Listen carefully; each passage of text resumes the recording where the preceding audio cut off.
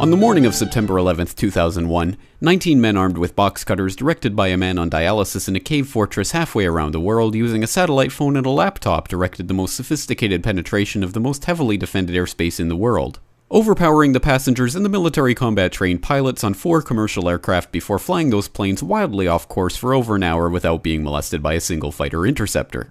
These 19 hijackers, devout religious fundamentalists who like to drink alcohol, snort cocaine, and live with pink-haired strippers, managed to knock down 3 buildings with 2 planes in New York, while in Washington a pilot who couldn't handle a single-engine Cessna was able to fly a 757 in an 8,000-foot descending 270-degree corkscrew turn to come exactly level with the ground, hitting the Pentagon in the budget analyst office where DoD staffers were working on the mystery of the $2.3 trillion that Defense Secretary Donald Rumsfeld had announced missing from the Pentagon's coffers in a press conference the day before, on September 10th, 2001.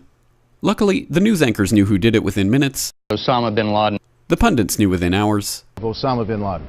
The administration knew within the day. Terrorists who committed these acts and those who harbored them. And the evidence literally fell into the FBI's lap. That a hijacker's passport was found blocks from the World Trade Center crash site, if you can believe that. But for some reason, a bunch of crazy conspiracy theorists demanded an investigation into the greatest attack on American soil in history. That investigation was delayed, underfunded, set up to fail, a conflict of interest, and a cover-up from start to finish. It was based on testimony extracted through torture, the records of which were destroyed. It failed to mention the existence of WTC-7, Able Danger, P-TECH, Sibel Edmonds, OBL and the CIA, and the drills of hijacked aircraft being flown into buildings that were being simulated at the precise same time that those events were actually happening. It was lied to by the Pentagon, the CIA, the Bush administration, and as for Bush and Cheney, well, no one knows what they told it because they testified in secret, off the record, not under oath, and behind closed doors.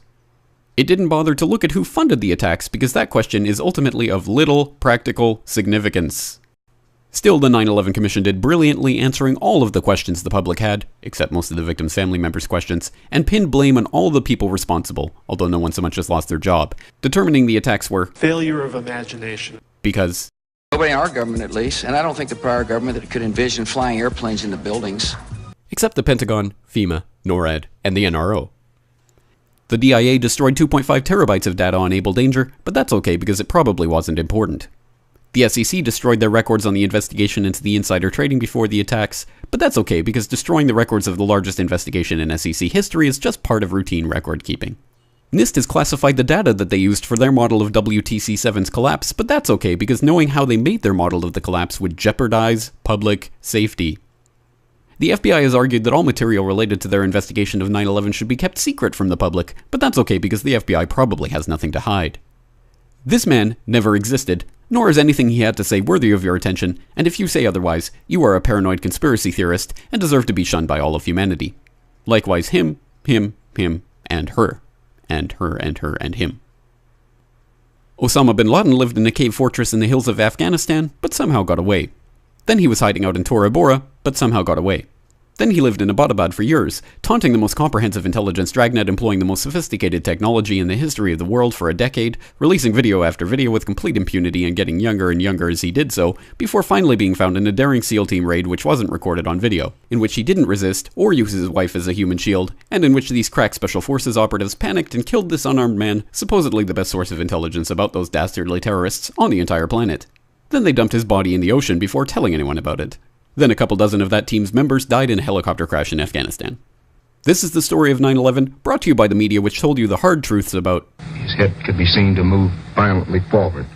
And they took the babies out of the incubators. And mobile production facilities. And the rescue of Jessica Lynch. If you have any questions about this story, you are a batshit paranoid tinfoil dog-abusing baby hater and will be reviled by everyone.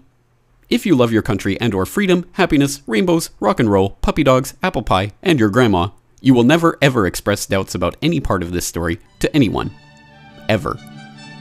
This has been a public service announcement by the Friends of the FBI, CIA, NSA, DIA, SEC, MSM, White House, NIST, and the 9/11 Commission. Because ignorance is strength.